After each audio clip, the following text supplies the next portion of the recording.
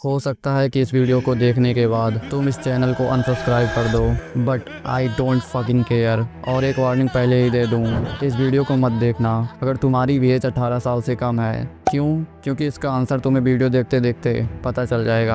अभी कुछ दिन पहले मैंने एक ऐसी साइकोलॉजिकल मूवी देखी जिसे देखकर मैं अंदर तक हिल गया, क्योंकि उसमें एक ऐसा बंदा था जो साइकोलॉजी का यूज करके वो किसी भी लड़की को ऐसे कन्विंस कर लेता था कि वो खुद सेक्स के लिए हाँ कर देती थी। लेकिन यहीं पर रुको, मैं तुम्हें मूवी का नाम रिवील करूंगा लेकिन वीडियो के बीच में। बट सबसे शॉकिंग बात क्या थी पता है? जो ट्रिक मूवी का कैरेक्टर यूज करता था लड़कियों को मैनिपुलेट करने के लिए, सेम वही ट्रिक हर दिन 99% लोगों पर यूज होती है। और लोग बिना जाने बिना समझे ऐसा काम कर जाते हैं जो वो कभी खुद से करना ही नहीं चाहते। मुझे तुम बस 30 सेकेंड्स दो, मैं तुम्हें क्लियरली एक्सप्लेन करता हूँ कि वो ट्रिक क्या थी। एक बार एक लड़का और लड़की रिलेशनशिप में होते हैं। लड़का अपनी गर्लफ्रेंड से सेक्स की डिमांड करता है लेकिन लड़की क्लियरली मना कर देती है। तब उसी मोमेंट पे लड़का सिर्फ एक लाइन बोलता है कि तुम मुझसे प्यार ही नहीं करती।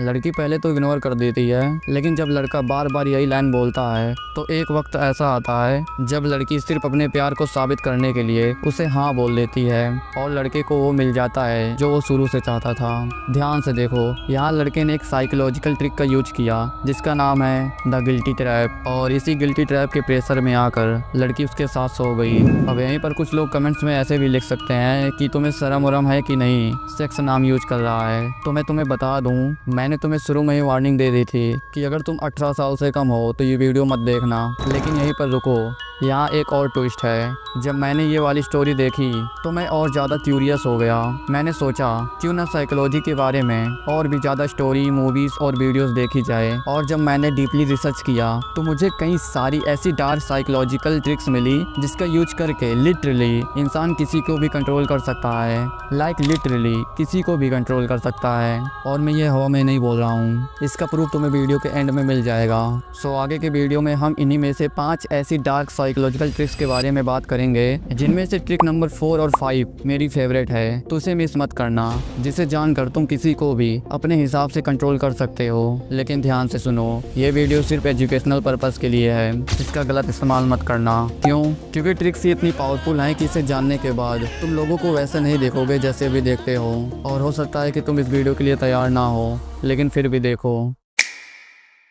अगर तुम्हें भी लगता है कि लोग हर एक डिसीजन अपनी मर्जी से लेते हैं तो शायद तुम गलत हो। क्यों? क्योंकि लोग वही चूज करते हैं जो उनके सामने रखा जाता है, और असली कंट्रोल उसके पास होता है जो ऑप्शन देता है, क्योंकि वही डिसाइड करता है कि तुम्हारे पास चुनने के लिए क्या होगा। तो अब तुम ध्यान से सुनो कि तुम इस ट्रिक का इस्तेमाल तुम अपने फ़ायदे के लिए कैसे कर सकते हो। सोचो, तुम्हें अपने मार्केट से कुछ सामान लाना है और तुम चाहते हो कि तुम्हारा दोस्त भी तुम्हारे साथ चले ताकि काम में थोड़ी मदद हो जाए। अगर तुम सीधा बोल दो भाई बाहर चले क्या, तो हो सकता है कि वो सीधा मना कर दे या फिर या बोले कि नहीं यार मूड नहीं है। लेकिन अगर तुम उसके लालच को ट्रिगर करते हुए थोड़ा स्मार्टली बोलो भाई मार्केट चलें क्या, मोमोज या फुल्की खाने, बस इतना कहते ही उसके अंदर चॉइसेस का एंगल शिफ्ट हो जाता है। अब उसके पास 2 ऑप्शन होते हैं, मोमोज या फुल्की, लेकिन दोनों ऑप्शन का रिजल्ट ये होता है कि वो तुम्हारे साथ मार्केट चला जाता है।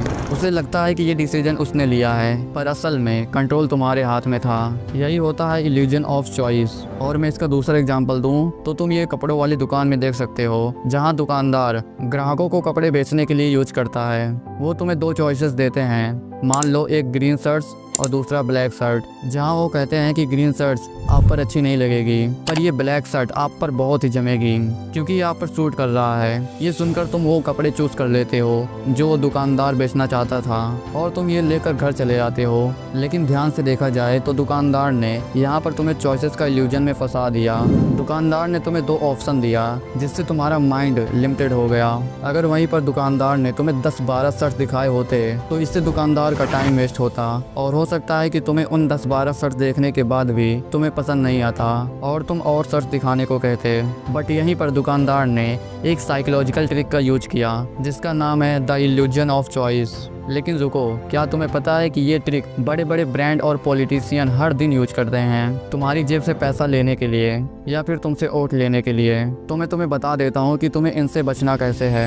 तुमने ये वाला ऑफर तो जरूर सुना होगा, buy 2 get 1 free, buy 2 get 50% off. तुम्हें लगता है तुमने बेस्ट चूज किया जिससे तुम्हारा फायदा हो गया, पर असल में तुम उनके जाल में फंस जाते हो, क्योंकि उनका एम सिंपल होता है कि तुम चाहे जो भी चूज करो, बस उनके प्रोडक्ट्स खरीद लो। तुम्हें लगता है कि ये डिसीजन तुम्हारा है, पर सच ये है कि तुम उनके फ्री लालच में वो चीजें खरीद लेते हो जो शायद तुम्हें चाहिए ही नहीं थी। साइकोलॉजी कहती है कि लोगों को फुल फ्रीडम नहीं चाहिए, उन्हें बस ऐसा फील होना चाहिए कि डिसीजन उन्होंने लिया। इसलिए जब भी तुम्हें किसी से हाँ चाहिए हो तो उनके सामने 2 ऑप्शन रखना जिसका रिजल्ट तुम्हारे फेवर में हो। वो चाहे जिसको भी चूज करें, पर पूरा गेम का कंट्रोल तुम्हारे ही हाथ में होगा। तो अब तुम समझ गए होगे कि इसका इस्तेमाल कैसे और कब करना है। लेकिन सुनो, अगर कभी ये ट्रिक काम ना करे तो टेंशन मत लो, अगली ट्रिक तुम्हारे लिए है। हर इंसान वही चाहता है जिसे करने से उसे मना किया जाए। यहाँ एक सिंपल ट्रूथ है, और इसी ट्रूथ का इस्तेमाल करके तुम किसी को भी अपने इशारे पे चला सकते हो बिना फोर्स किए। तुम भी कर सकते हो अगर तुम रिवर्स ट्रैप को समझ गए। अब यहीं पर तुम्हारा सवाल हो सकता है कि ये काम कैसे करता है और ये रिवर्स ट्रैप है क्या। तो सोचो, अगर किसी से कहा जाए कि पीछे मुड़ के मत देखना या उस जगह मत जाना, और तुम्हारे अंदर से आवाज़ आई हो कि आखिर ऐसा क्या है जो मुझे पीछे मुड़कर या उस जगह नहीं जाना चाहिए। या फिर कभी ऐसा हुआ है कि किसी क्रिएटर ने तुमसे कैजुअली बोला हो कि उस वीडियो को मत देखना, और तुम्हारे मन में उसी वीडियो को देखने के लिए और भी ज़्यादा क्यूरियस हो गया हो। तो अगर तुम में से किसी ने नोटिस किया होगा तो इस ट्रिक का यूज मैंने खुद किया है वीडियो के स्टार्टिंग में, जिसके कारण तुम इस वीडियो को अब तक देख रहे हो। यही होता है द रिवर्स ट्रैप, ऐसा माइंड गेम जिसमें तुम कुछ कहते नहीं हो डायरेक्टली, लेकिन सामने वाला वही करता है जो तुम चाहते हो। अब काम की बात करते हैं कि तुम इस ट्रिक का इस्तेमाल रियल लाइफ में कैसे कर सकते हो। अगर तुम भी चाहते हो कि तुम्हारा दोस्त या तुम्हारा भाई तुम्हारा काम करे, अगर सीधा जाकर बोल दोगे कि भाई ये काम कर दे, तो शायद वो अवॉइड करे या मना कर दे। लेकिन अगर तुम ये बोलो एक काम था पर छोड़ो मुश्किल है, लगता नहीं है कि तू ये कर पाएगा, तो उसका ईगो तुरंत हर्ट होता है और वो तुरंत प्रूव करने लगता है कि ये काम मैं कर सकता हूँ। तुमने डायरेक्टली कहा नहीं कर, तुमने सिर्फ इतना कहा तू नहीं कर पाएगा, और उसने ईगो में आकर वो काम कर दिया। ये ट्रिक पावरफुल है और डेंजरस भी है, लेकिन ये ट्रिक उसी पर काम करेगी जो ईगो वाला बंदा होगा। वरना अगर तुम बोलोगे भाई ये काम तू कर नहीं पाएगा, बड़ा मुश्किल है, तो सामने वाला सोच सकता है कि हाँ काम मुश्किल है, कर नहीं पाऊंगा, और वो काम नहीं करेगा। लेकिन रुको, अगली ट्रिक से तुम किसी से भी हाँ बुलवा सकते हो। अगर तुम्हें किसी से बड़ा फेवर चाहिए तो चांसेस हाई है कि वो सीधा मांगने पर तुरंत मना कर दे। लेकिन अगर तुम छोटे छोटे हाँ बुलवाते जाओ तो उसका दिमाग धीरे धीरे तुम्हारी रिक्वेस्ट को एक्सेप्ट करने लगेगा। कैसे? फॉर एग्जाम्पल, मान लो तुम अभी स्कूल या कॉलेज में हो और तुम एक दोस्त को कहते हो भाई ज़रा एक पेन दे देना, छोटी रिक्वेस्ट है, दे देगा। वहीं थोड़ी देर बाद कहते हो भाई नोट्स भी दे दे, बड़ी रिक्वेस्ट है। पहले पेन देकर उसने एक हाँ बोल दिया, अब तुम्हारा नोट्स वाली रिक्वेस्ट को एक्सेप्ट करने के चांसेस ज़्यादा हैं। और यहीं पर तुम इसका उल्टा इस्तेमाल भी कर सकते हो, पहले बड़ी हेल्प मांगो और उसके बाद छोटी हेल्प मांगो। जैसे मान लो तुम्हें अर्जेंटली 100 रुपये की ज़रूरत है और तुम अपने दोस्त को फ़ोन करते हो कि भाई 100 रुपये की अर्जेंट अभी ज़रूरत है, तो चांसेस हाई हैं कि वो तुम्हें अवॉइड करे या मना कर दे पैसे देने को कि मेरे पास पैसे नहीं हैं। लेकिन अब यहीं पर अगर तुम उससे 100 रुपये ना मांगकर पहले 1000 रुपये मांगो, तब भी वो तुम्हें मना कर दे। लेकिन अब अगर तुम वहीं पर 100 रुपये मांगो तो चांसेस हो सकता है कि वो तुम्हें 100 रुपये दे दे। क्यों? क्योंकि पहले तुमने 1000 रुपये मांगा था, जिससे उसके माइंड को लगा पहले इसने 1000 रुपये मांगा था और अब ये 100 रुपये मांग रहा है, चलो दे देता हूँ। तुमने सीधा 100 रुपये ना मांग कर 1000 रुपये मांगा था, वो छोटा अमाउंट समझकर 100 रुपये तुम्हें दे देगा, बट उसे क्या पता कि तुम्हें 100 रुपये ही चाहिए था। लेकिन ये ट्रिक तभी काम करेगी जब उसके पास सच में पैसा हो। अगर उसके पास पैसा ही नहीं होंगे तो वो तुम्हें सिंपल मना कर देगा, और अगर तुम्हें लगता है उसके पास पैसे हैं फिर भी वो मना कर रहा है, तो हो सकता है कि उसने भी तुम्हारी तरह मेरी वीडियो देख ली हो। तो सिंपल रूल याद रखना, जब भी तुम्हें किसी से फेवर चाहिए हो, 2 तरीके हमेशा काम करती हैं। पहला, छोटा फेवर मांगो उसके बाद बड़ा, या फिर पहले बड़ा फेवर मांगो और उसके बाद छोटा। दोनों ही सिचुएशन में सामने वाले के यस बोलने के चांसेस काफ़ी बढ़ जाते हैं। लेकिन फिर भी बात ना बने तो चौथी ट्रिक का इस्तेमाल करो।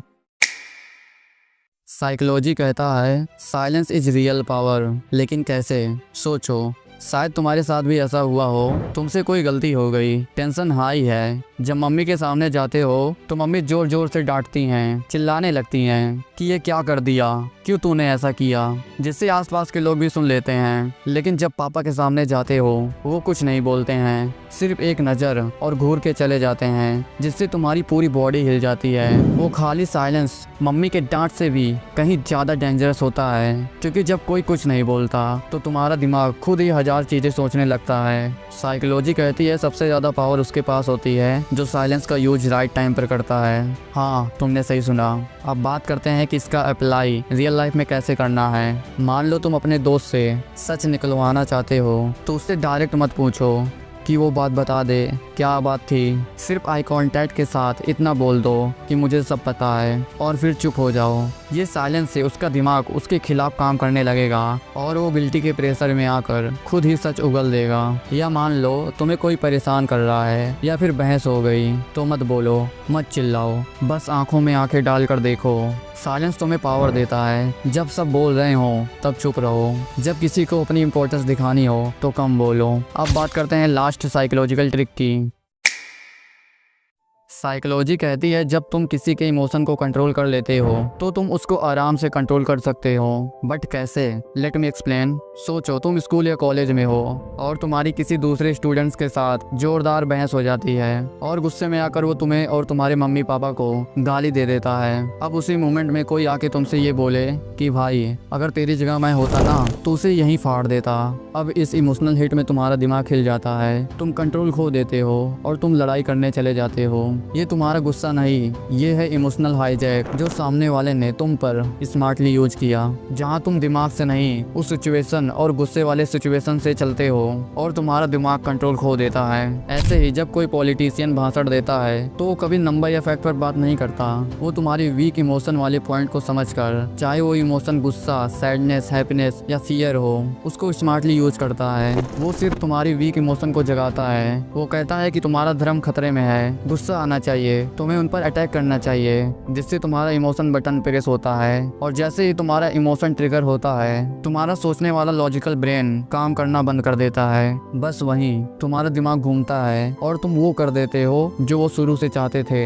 और इसी चीज का यूज करके कई लोग बम फुड़वा देते हैं। कम से कम तुम एक पटाखा तो पटाओ। इसलिए अगर तुम किसी के दिमाग को जीतना चाहते हो तो पहले उसके इमोशन को समझो। तो ये थे 5 डार्क साइकोलॉजिकल ट्रिक्स। और याद रखना ये ट्रिक्स तुम्हें पावर देती हैं, लेकिन पावर के साथ रिस्पॉन्सिबिलिटी भी आती है, तो इनका मिसयूज मत करना। Use them only for protection.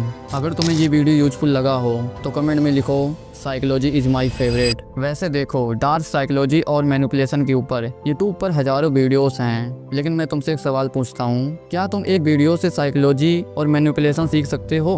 तो आंसर है बिल्कुल नहीं, क्योंकि साइकोलॉजी एक ओशियन है। इसके अलग अलग टाइप्स होते हैं, जैसे ह्यूमन साइकोलॉजी, डार्क साइकोलॉजी या फिर रिलेशन साइकोलॉजी, ऐसे बहुत सारे। और मैंने देखा है ज़्यादातर वीडियोस में वही 2-5 कॉमन ट्रिक्स रिपीट होती हैं, जैसे the reverse trap, gas lighting, mirror effect, foot in the door. Problem यह है कि तुम इन्हें हर सिचुएशन में यूज नहीं कर सकते। कोई भी स्किल्ड मैनिपुलेटर सिर्फ 2 और 4 टेक्निक्स पर डिपेंड नहीं होता।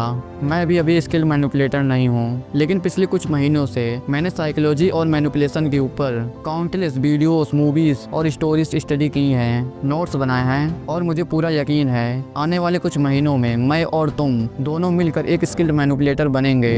और अगर तुम चाहते हो कि 0 to master communication skill series के बाद मैं एक फुल साइकोलॉजिकल सीरीज लॉन्च करूं, जिसमें ट्रिक्स के अगेंस्ट कैसे बचना है वो भी बताऊं, तो इस वीडियो पर 1000 कमेंट्स ले आओ। पक्का मैं साइकोलॉजी पर एक अलग सीरीज बनाऊंगा, और मुझे पता है तुम ये 1000 कमेंट्स करवा दोगे।